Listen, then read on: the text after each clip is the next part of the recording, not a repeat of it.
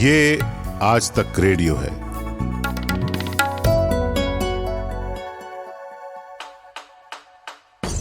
नायक और खलनायक, विद्वान और महारथी, कला के ऐसे सितारे जो अब भी आसमान में चमकते हैं, और ऐसी हस्तियां जो इतिहास में अमर है।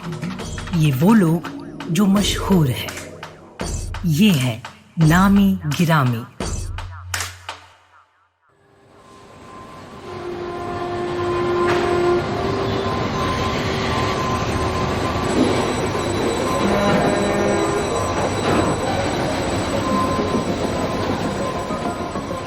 अमेरिका के एक शहर में एक पुरानी फैक्ट्री है।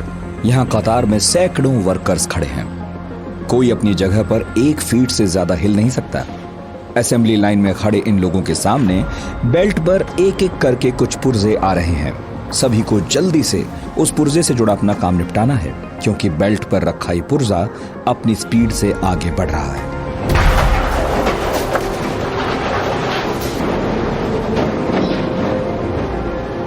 एक्चुअली ये एक कार फैक्ट्री है। किसी वर्कर को टायर फिट करने में लगाया गया है, कोई हेडलाइट जांचने में जुटा है, तो किसी को सस्पेंशन का बढ़िया तजुर्बा है। हर कोई अपने काम में एकदम परफेक्ट, लेकिन एक दूसरे के काम से अनजान। महज 82 स्टेप्स में ये लोग एक चमचमाती काली कार तैयार कर रहे हैं। एक फर्क है लेकिन, कुछ दिनों पहले तक इस प्रोसेस में 8.5 घंटे लगते थे, मगर आज बस 150 सेकेंड्स। वजह थे हेनरी फोर्ड, जिनके नाम पर इस कंपनी का नाम था Ford motor company. Henry Ford ने अपनी इंजीनियरिंग के दम पर कार मार्केट को पूरी तरह रिवोल्यूशनाइज कर दिया था। वो रईसों की लिस्ट में टॉप पर पहुंचे ही दिहाड़ी दोगुनी करके वर्किंग क्लास के मसीहा भी बन गए, लेकिन एंटी ब्लैक और यहूदी विरोधी विचारों की वजह से एक्सपोज भी हुए। आज नामी गिरामी में कहानी हेनरी फोर्ड की। मेरा नाम नितिन ठाकुर।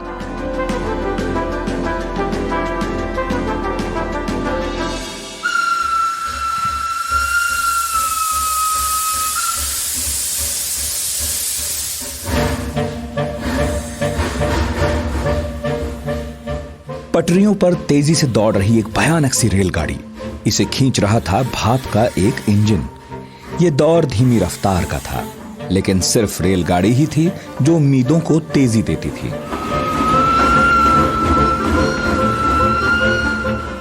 इसे देखकर आंख चमकी थी 8 साल के हेनरी फोर्ड की। हेनरी के पिता विलियम और मां मैरी किसान थे, बहुत ही साधारण से। मिशिगन के एक कस्बे में रहते थे। 6 बच्चों का गुजारा बड़ी मुश्किल से चलता था। इनमें हेनरी सबसे बड़ा था। उसके दिल में ख्वाबों का मेला लगा रहता, और बस इसीलिए खेती किसानी से वो उचटा हुआ था। 8वीं तक की पढ़ाई भी बड़े बेमन से की। किताबें उसकी दोस्त कभी थी ही नहीं, लेकिन मशीनों से उसकी खूब छनती थी। अब छोटा था तो छोटी छोटी मशीनों से शुरुआत की, और सबसे पहले उसके हत्थे चढ़ी घड़ी।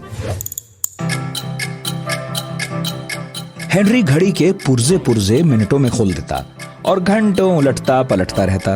10-12 घड़ियों के साथ कलाकारी करने के बाद मोहल्ले में हेनरी की शोहरत घड़ी साज के तौर पर हो गई। सब अपनी घड़ियां उसी से ठीक कराने आते। हेनरी बिना पैसे लिए घड़ियां ठीक भी करता।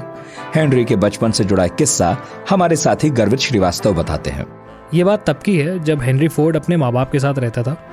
8 साल की उम्र में ही वो मशीनों के लिए पागल था, लेकिन उसके माँ बाप किसान थे, इसलिए वो बहुत कुछ कर नहीं पा रहा था।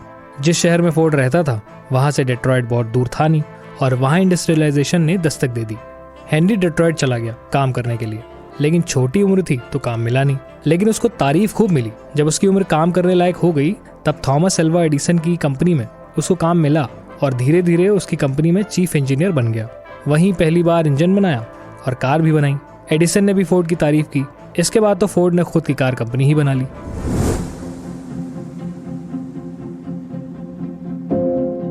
ऐसा नहीं है कि हेनरी को पहली कोशिश में ही कामयाबी मिल गई हो। जिस फोर्ड कार कंपनी को हम आज जानते हैं, उसे बनाने से पहले हेनरी फोर्ड ने 3 कार कंपनियां और बनाई थीं। इन्वेस्टर्स को हेनरी के हुनर पर भरोसा था, इसलिए पैसे मिल जाते थे। लेकिन इन्वेस्टर्स तो अब इन्वेस्टर्स ठहरे, उन्हें रिटर्न भी चाहिए। इसलिए मन मुताबिक पैसा ना मिलने पर कंपनी पर ताला पड़ जाता। मगर फिर आया 1903। हेनरी फोर्ड ने बनाई फोर्ड मोटर कंपनी।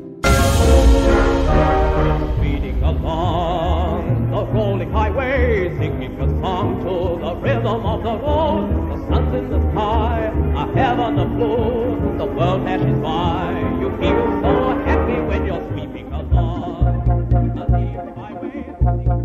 इस बार काम चल निकला, लेकिन हेनरी का असंतुष्ट दिल कहां मानता। वो तो स्पीड का दीवाना था और कार बनाने की प्रक्रिया धीमी थी। एक दिन हेनरी फोर्ड किसी मीट फैक्ट्री में गया।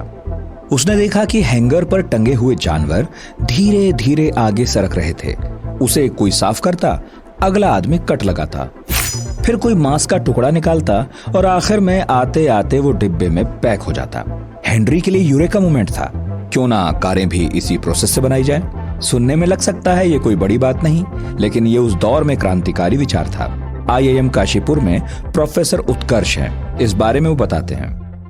तो ये उन्होंने क्या किया कि पहले तो ये जो एक आदमी एक कार पे धीमे धीमे काम करेगा, उस टेक्निक को हटा के उन्होंने ऐसा किया कि कार आपके सामने आती जाएगी और आप छोटे छोटे काम उसमें जो आपके एक्सपर्ट हैं आप उसमें उस काम को करेंगे और फिर आगे बढ़ा देंगे, कोई और एक्सपर्ट उस काम को करेगा।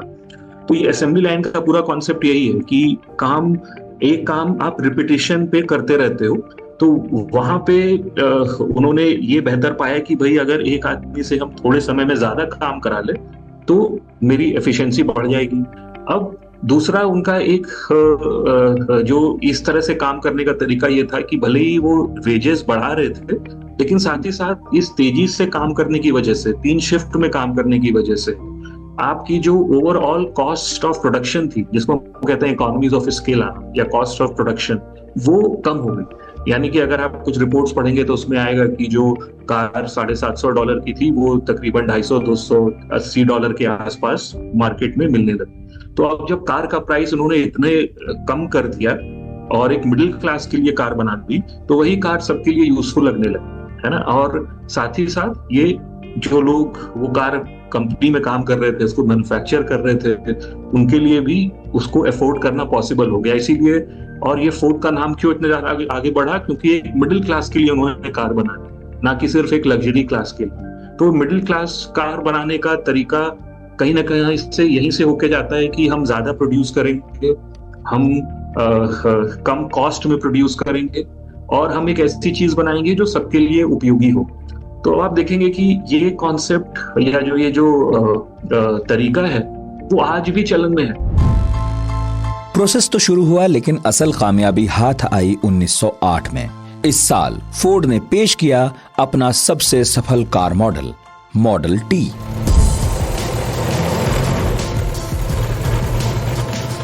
सड़कों की क्वालिटी उन दिनों में आज जैसी नहीं थी। मॉडल टी की खासियत यही थी कि वो किसी भी रास्ते पर चल सकती थी। मजबूत, हल्की, फ्लेक्सिबल और सस्ती भी। सस्ता होने की वजह से अमेरिकी मध्यम वर्ग ने इस कार को हाथों हाथ लिया। फोर्ड के पूरे बिजनेस मॉडल को फोर्डिज्म कहा गया। Car that takes you anywhere you want to go. The Model T. Strong, sturdy, with a will of its own. ये कार जहां गई फोर्ड का नाम साथ ले गई। दुनिया भर में 15 करोड़ कारें बिकी। रिकॉर्ड इतना बड़ा था कि 45 साल बाद जाकर वॉक्सवैगन बीटल के पहियों तले टूटा। एक और रिकॉर्ड बना। हेनरी फोर्ड अमेरिका के सबसे अमीर लोगों की लिस्ट में तीसरे पर आ पहुंचा। वो नई सदी में कम्युनिज्म की आंधी के सामने अमेरिकी कैपिटलिज्म का तूफानी पोस्टर बॉय था।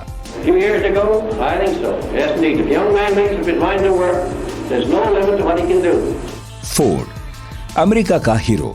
युद्ध विरोधी होने के बावजूद पहले और दूसरे विश्व युद्ध में उसने सेना की मदद में अपनी फैक्ट्रियां खोल दी। कारखानों में रात दिन जहाज और जंगी सामान बनने लगे। फोर्ड की तारीफ उस जर्मन तानाशाह एडोल्फ हिटलर तक ने की जो अमेरिका को दुश्मन मानता था। फोर्ड अकेला अमेरिकी था जिसके बारे में हिटलर ने अपनी आत्मकथा मीन काम्फ में अच्छी अच्छी बातें लिखी। वजह लेकिन जरा अलग थी। हिटलर की तरह फोर्ड भी यहूदियों को पसंद नहीं करता था।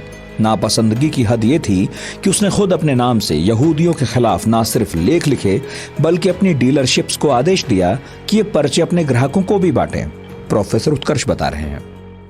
हाँ, देखिए ये क्या है कि अगर आप थोड़ा पहले जब उस समय में हम जाएंगे तो हर जितने बहुत जो फेमस लोग थे ना, जो बहुत बड़े इन्वेंटर्स थे, इनोवेटर्स थे और जिनका एक नाम था पूरे दुनिया में, तो उनके अपने पॉलिटिकल व्यूज या आइडियोलॉजीज भी रहे हैं और बहुत बार उनको आलोचना का भी सामना करना पड़ा है।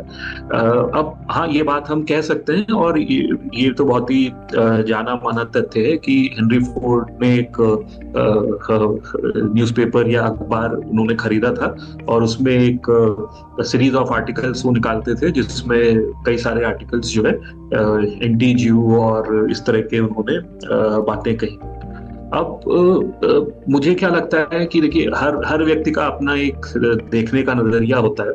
आज हम जानते हैं कि जो कुछ हुआ वो गलत हुआ और वो नहीं होना चाहिए था, लेकिन जब अगर हम खुद को उस सिचुएशन में या उस दौर में लेकर के जाएं तो हो सकता है उनके कुछ अपने पर्सनल एक्सपीरियंस रहे हो या उनका अपना एक सोचने का तरीका रहा हो, लेकिन हम इतना तो कह सकते हैं कि वो एक आइडियोलॉजिकल तौर पे उसका हिस्सा थे, ना कि जिस तरह से जर्मनी ने जो कृत्य किए उसमें उनका कोई इन्वॉल्वमेंट तो नहीं मिलता है।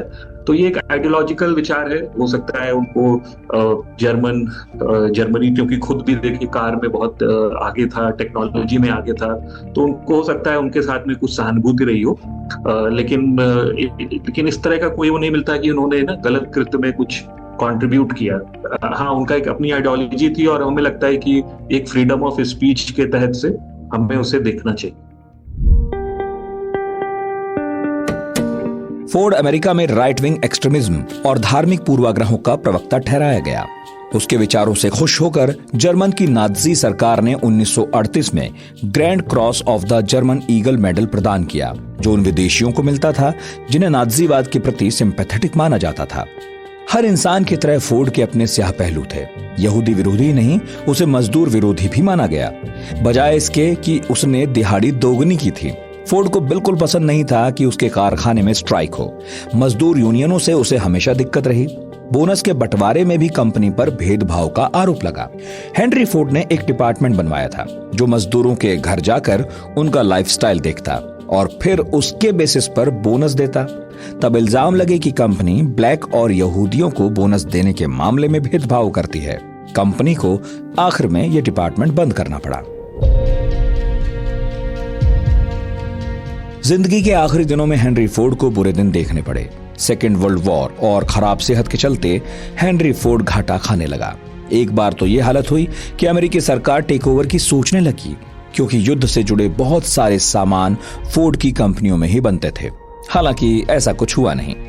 बूढ़े हेनरी फोर्ड ने अपने इकलौते बेटे एडसिल को फाइनली कंपनी सौंप दी। बड़ा झटका तब लगा जब 49 की उम्र में कैंसर से एडसिल चल बसा। ये 1943 था। 80 साल के फोर्ड को कंपनी संभालने के लिए लौटना पड़ा, लेकिन तबीयत ही नहीं संभलती थी। कामकाज कैसे होता? अब कंपनी पर अधिकारियों का राज था। वो मनचाहे फैसले ले रहे थे। लीडरशिप क्राइसिस ने फोर्ड कंपनी को दिवालिया होने की तरफ धकेल दिया। काफी सोच विचार के बाद हेनरी फोर्ड ने तय किया कि अपने 28 साल के पोते, उनके हमनाम हेनरी फोर्ड को ही ये कंपनी सौंप देंगे। 1947 की 7 अप्रैल को 83 साल के हेनरी फोर्ड ने दुनिया छोड़ दी। विदाई पर अमेरिकियों का हुजूम उमड़ा। तारीफ हो या आलोचना, उम्र भर फोर्ड ने सब इफरात में कमाया था। वो विरोधाभासों से भरा था, इस कदर कि एक तरफ हिटलर की तरह यहूदी विरोधी था तो दूसरी तरफ गांधी का फैन। सविनय अवज्ञा आंदोलन से प्रभावित होकर उसने गांधी को खत लिखा, उन्हें दुनिया के महानतम लोगों में से एक कहा। गांधी ने भी बदले में 12,000 मील दूर फोर्ड को एक चरखा भिजवाया। उसे फोर्ड ने बड़े सम्मान से सजा कर रखा, सादगी और आर्थिक आजादी के प्रतीक के रूप में। ये वही सिद्धांत थे जिनसे फोर्ड ने फोर्ड मोटर कंपनी को जिंदगी भर बांध कर रखा था।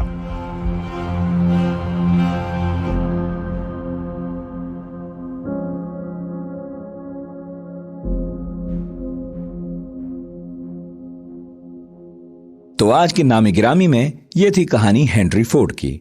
मेरा नाम नितिन ठाकुर है। कहानी अच्छी लगी हो तो बताइएगा radio@aajtak.com पर, और ना लगी हो तो भी हम इंतजार है आपके फीडबैक्स का। सुनते रहिए आज तक रेडियो।